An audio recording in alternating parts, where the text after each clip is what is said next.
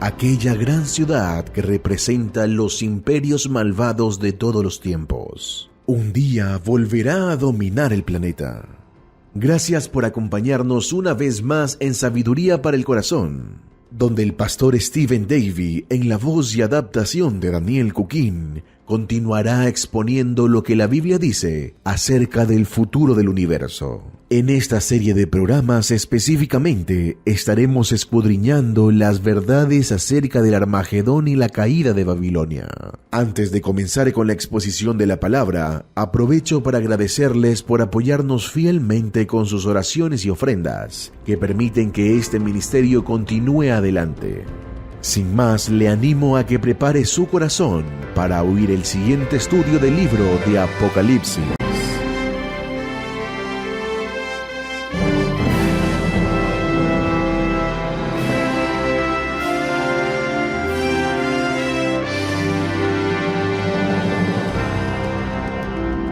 Hay dos ciudades que se mencionan más veces en la Biblia que todas las demás.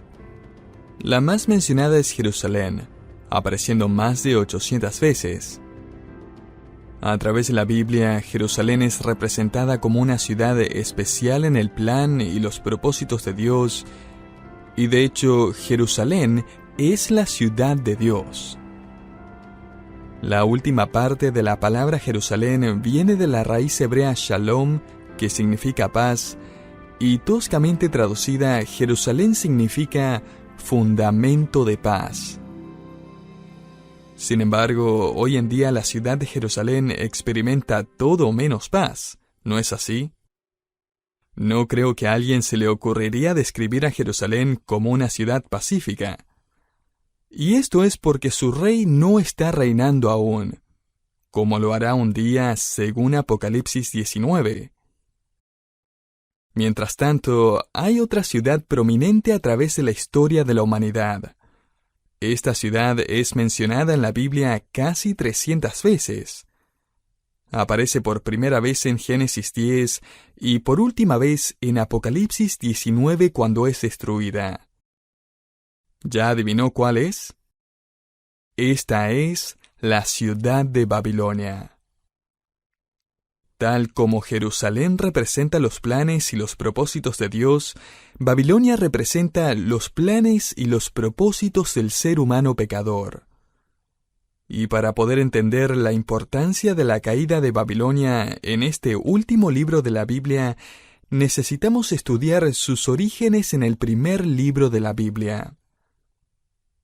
Sabemos que el fundador de Babilonia fue Nimrod, el poderoso cazador que desafió el decreto de Dios de fructificar, multiplicarse y llenar la tierra.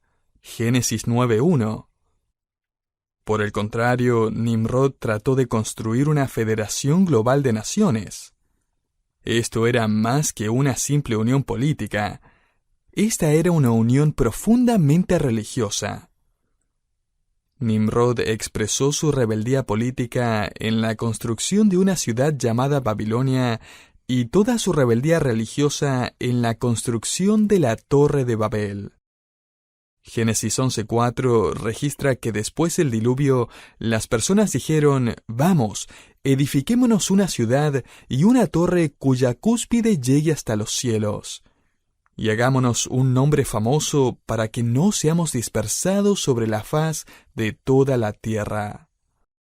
En otras palabras, las personas en los días de Nimrod desafiaron el mandato de Dios de multiplicarse sobre la faz de la tierra y construyeron un imperio donde le iban a dar la espalda a Dios.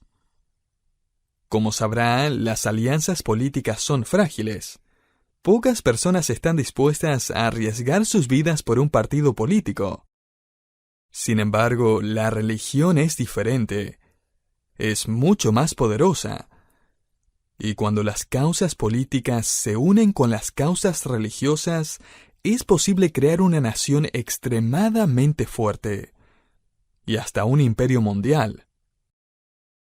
Con el pasar del tiempo, Nimrod sería adorado como el dios principal de Babilonia, el dios Marduk. El historiador romano Heródoto viajó a través de Babilonia y vio una estatua de Marduk que pesaba 22 toneladas y estaba hecha de oro sólido. Hoy en día esa estatua valdría más de $600 millones. Eso sí que es compromiso. Y cuando leemos la frase «edifiquémonos una torre cuya cúspide llegue hasta los cielos», necesitamos entender que la intención de los babilonios era reemplazar al Dios de los cielos. ¿Con qué reemplazaron entonces a Dios? Solo necesita investigar un poco acerca de la civilización babilónica para ver que ellos decidieron alabar a los cielos en vez de al Dios de los cielos. Ellos ignoraron al Dios de la creación y la creación se convirtió en su Dios. Esta creencia no ha pasado de moda.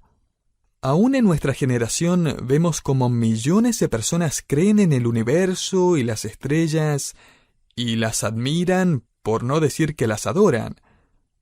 Hoy millones de personas son babilonios devotos. Ellos tienen sus devocionales en el diario o la revista donde aparece su signo y creen que las estrellas tienen algo que ver con su propósito y destino en la tierra. Este fue el primer sistema de adoración organizada. De hecho, la Torre de Babel originó el zodiaco. Si abre cualquier libro de historia de la astrología, va a notar que todos apuntan a los caldeos, otro nombre para los ciudadanos de Babilonia, como los precursores de estas prácticas y creencias. Y toda esta idolatría siguió pasando de generación en generación y de cultura en cultura. Un autor dijo que los dioses de Roma, Grecia, Egipto y todo imperio mundial esencialmente son los mismos que fueron creados por el sistema religioso de Babilonia. A estos dioses simplemente les pusieron nuevos nombres y características a través de los siglos. Babilonia fue la cuna de la idolatría organizada, la primera confederación, las primeras Naciones Unidas, la primera sociedad construida para juntar a la raza humana y excluir a Dios de ella. Hay detalles fascinantes acerca de la política y la religión babilónica que conciernen a nuestro estudio de Apocalipsis 17. Todavía estamos en la introducción a este capítulo a todo esto.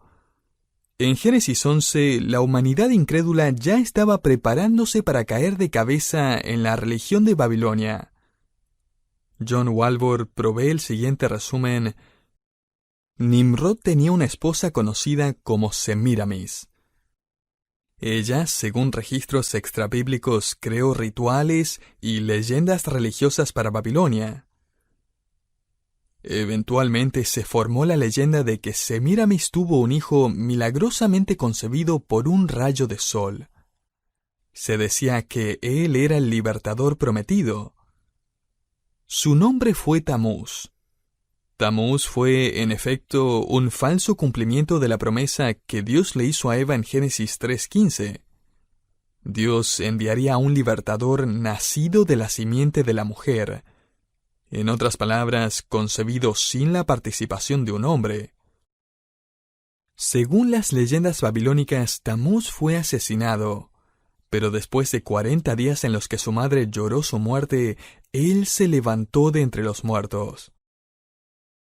Podemos ver cómo Satanás, desde muy temprano en la historia de la humanidad, ha falsificado la verdad y diseminado su mentira a través de distintas religiones para confundir y engañar a las personas. Semíramis, la esposa de Nimrod, comenzó la práctica de la prostitución religiosa como una forma de adoración. En otras palabras, santifiquemos el pecado.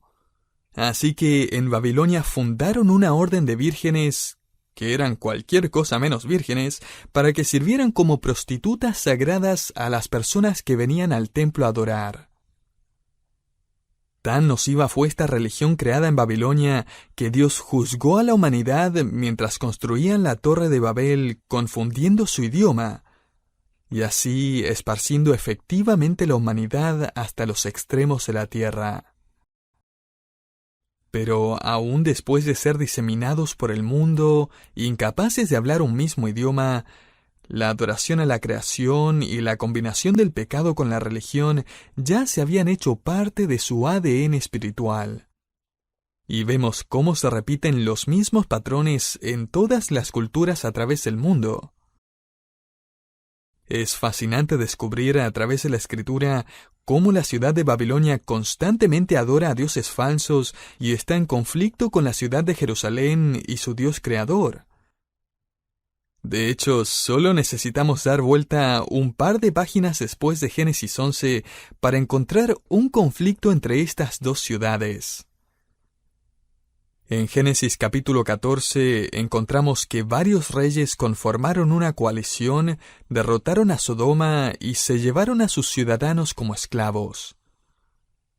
Una de las personas que fueron llevadas cautivas fue Lot, el sobrino de Abraham, junto a su esposa e hijas. Cuando Abraham oyó las noticias de su captura, él y sus hombres salieron a la batalla y con la ayuda de Dios derrotaron a la coalición de reyes. Interesantemente, el jefe de esta coalición era el rey de Sinar, un nombre para la región que incluía Babilonia.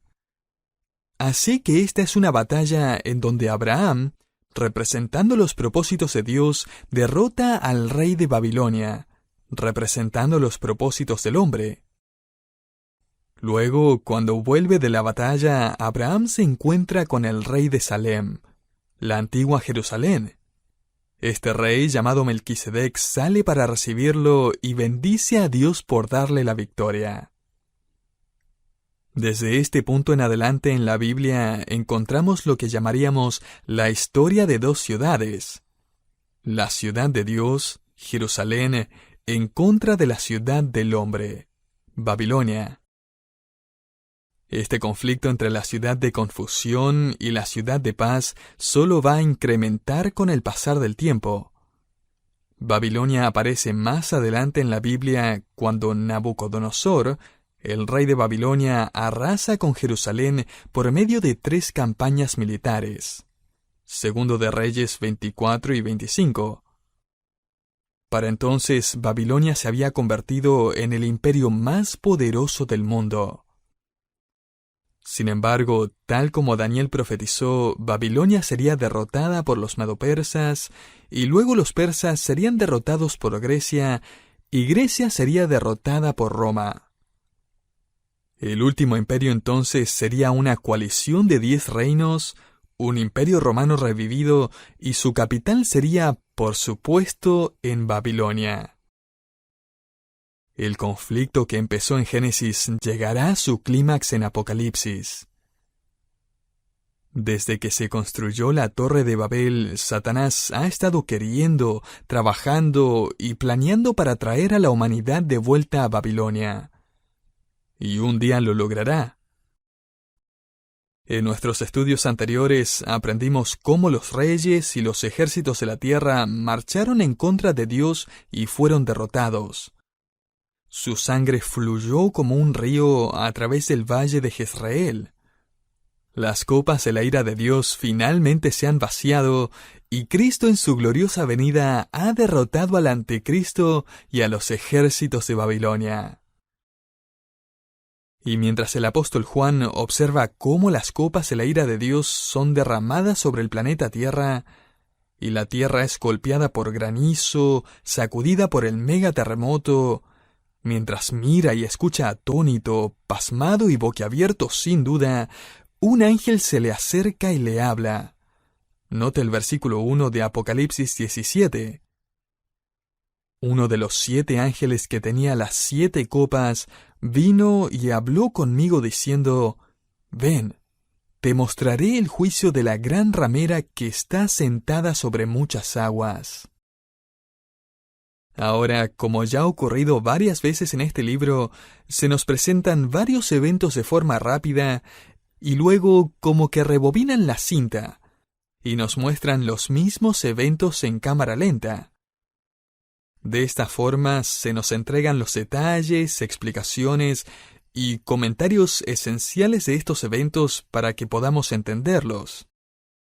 Los capítulos 17 y 18 nos muestran la caída de Babilonia en cámara lenta. El capítulo 17 nos muestra el sistema religioso de Babilonia y su desaparición, y el capítulo 18 nos muestra la ciudad de Babilonia y su destrucción. Y a todo esto, en este libro de Apocalipsis se habla más acerca de Babilonia que de cualquier otro tema o evento. Hay 404 versículos en el libro de Apocalipsis, y de los 404, 44 tienen que ver con Babilonia. Esto significa que el 11% del libro de Apocalipsis trata acerca de Babilonia. De hecho, se le presta más atención a Babilonia que al nuevo cielo y a la nueva tierra. ¿No le gustaría tener más información acerca del cielo?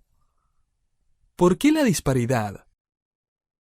Evidentemente, Dios considera que es más importante que entendamos la naturaleza de Babilonia. Así que permítame darles 6 características del sistema espiritual de Babilonia, este sistema corrupto del cual leemos en el capítulo 17. La primera característica de la religión babilónica es su gran influencia. El versículo 1 nos dice que ésta se sienta sobre muchas aguas. Saltémonos al versículo 15, donde se nos explica que las aguas donde se sienta la ramera son pueblos, multitudes, naciones y lenguas. En otras palabras, esta unidad religiosa va a crecer e influenciar a la mayoría del mundo. Note los versículos 1 al 2. Te mostraré el juicio de la gran ramera que está sentada sobre muchas aguas. Con ella los reyes de la tierra cometieron actos inmorales, y los moradores de la tierra fueron embriagados con el vino de su inmoralidad. Imagine el mundo sin la presencia de verdaderos cristianos. El rapto ha tomado lugar y los cristianos se han ido. El pecado se desata a través del mundo como nunca antes porque las influencias piadosas que lo restringían hasta cierto punto se han ido. La religión, sin embargo, no va a perder su fuerza. De hecho, va a crecer y corromperse aún más. Piense en esto. ¿Cuántas religiones cree que van a permanecer después del rapto? Todas ellas. Las iglesias protestantes van a seguir, aunque algunas van a quedar prácticamente vacías. Las iglesias católicas van a tener misa como siempre. La iglesia mormona no se va a perder un segundo. El islam, el hinduismo, el budismo, el taoísmo, el judaísmo y todos los ismos van a continuar. Sin embargo, el elemento que se va a perder es la verdadera sal de la tierra. Todos aquellos que han puesto su fe solamente en Cristo serán arrebatadas, y las personas religiosas que quedarán sobre el planeta son las que nunca lo hicieron. Este testimonio, esta luz y sal se habrá ido. El mundo será capaz de ponerse de acuerdo y unificarse rápidamente, ya que la doctrina será dejada a un lado, y con gusto. Todo lo que se necesita es que la novia de Cristo desaparezca. El mundo va a quedar sin la sal y la luz del Evangelio por un breve periodo de tiempo, y todo se va a descontrolar. La segunda característica de la religión babilónica es su asociación satánica. Note el versículo 3. Y me llevó en el espíritu a un desierto, y vi una mujer sentada sobre una bestia escarlata, llena de nombres blasfemos, y que tenía 7 cabezas y 10 cuernos. Ya hemos aprendido que el imperio del anticristo será el 7º imperio mundial, el imperio romano revivido, y va a ser compuesto por una coalición de 10 reyes. No vamos a tomar el tiempo nuevamente de ir a través de cada una de estas frases que describen el reino del anticristo, pero sin embargo hay un versículo que quiero que note. Versículo 9. Aquí está la mente que tiene sabiduría. Las 7 cabezas son 7 montes sobre los que se sienta la mujer. La referencia a estos 7 montes ha hecho que algunos crean que esta mujer, este falso sistema religioso, es la Iglesia Católica Romana, ya que Roma está sentada entre 7 montes. Sin embargo, esta interpretación no es solo muy limitada.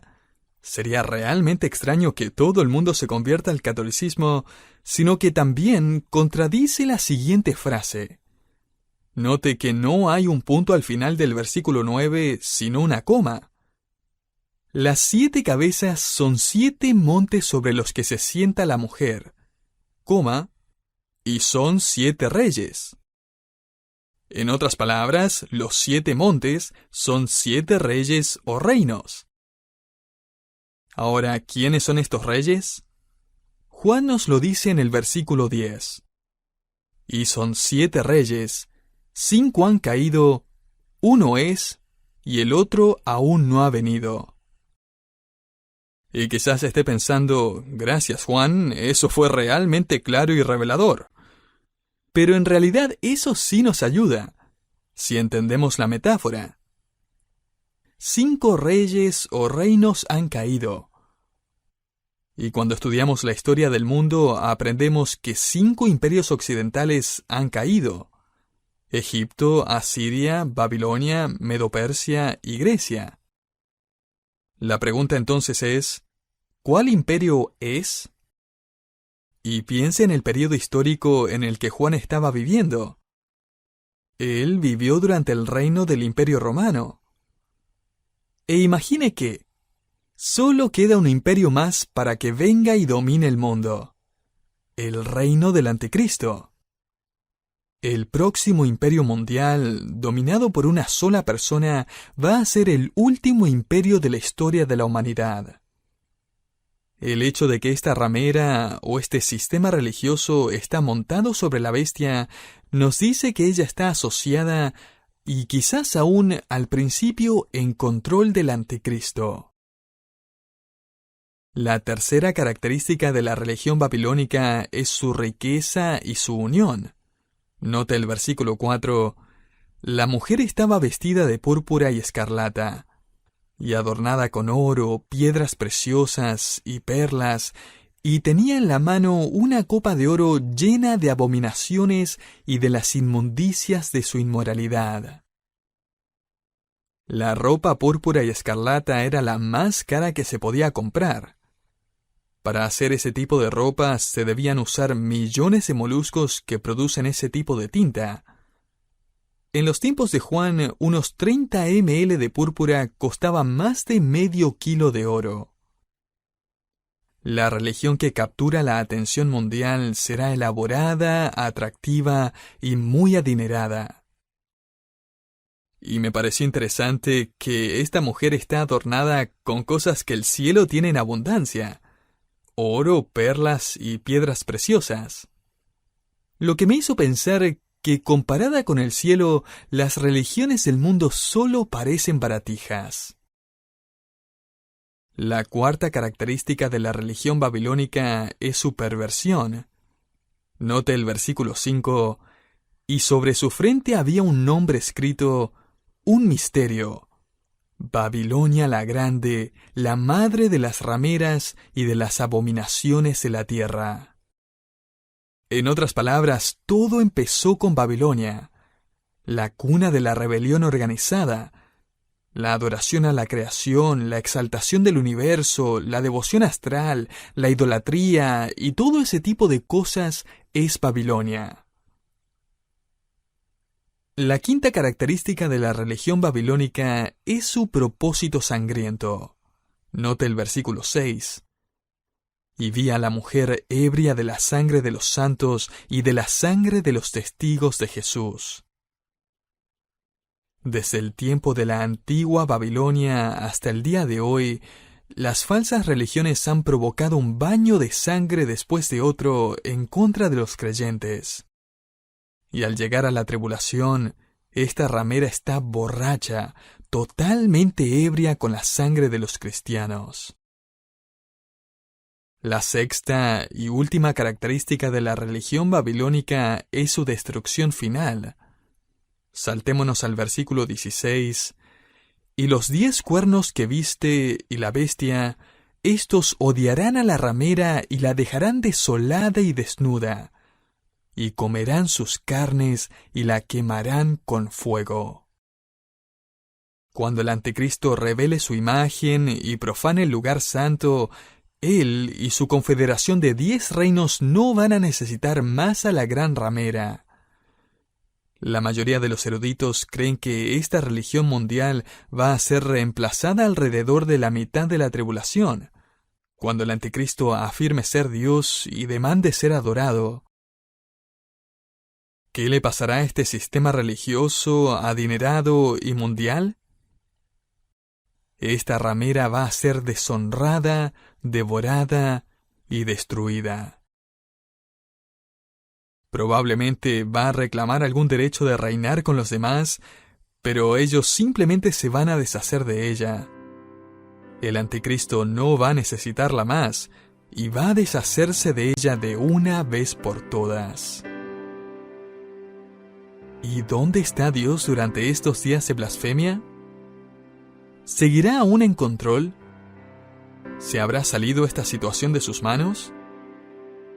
Note el versículo 17, no lo pase por alto, porque Dios ha puesto en sus corazones el ejecutar su propósito.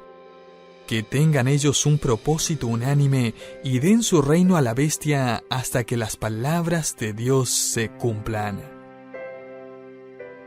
El retorno de Babilonia y la religión de Babel es parte del plan de Dios. La llegada de su conflicto final entre Babilonia y Jerusalén es parte de su plan de redención. Dios es el autor de la historia de estas dos ciudades. Desde Génesis hasta Apocalipsis, los propósitos de Dios van a ser cumplidos. Sépalo y dependa en ello. Y en su vida ahora mismo también.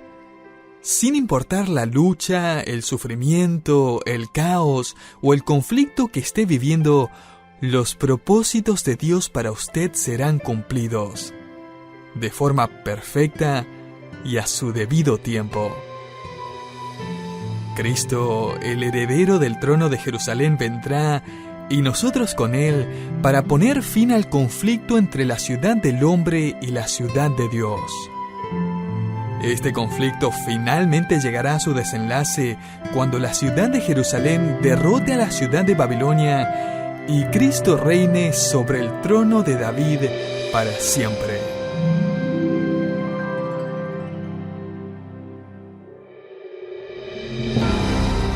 Muchas gracias por habernos acompañado en Sabiduría para el Corazón. Si usted quisiera saber más acerca de este ministerio, o si quiere escuchar este programa nuevamente, le invitamos a que visite nuestra página de internet, sabiduriaespanol.org. También le invitamos a contactarse con nosotros a través del correo electrónico info@sabiduriaespanol.org. Sabiduría para el Corazón es un ministerio que se sustenta gracias a las donaciones de sus oyentes. Sus ofrendas de amor hacen posible que por la gracia de Dios sigamos tocando las vidas de miles de personas con la exposición fiel de la palabra del Señor. Hasta entonces, que el Señor le bendiga y nos encontramos en nuestro próximo programa, en Sabiduría para el Corazón.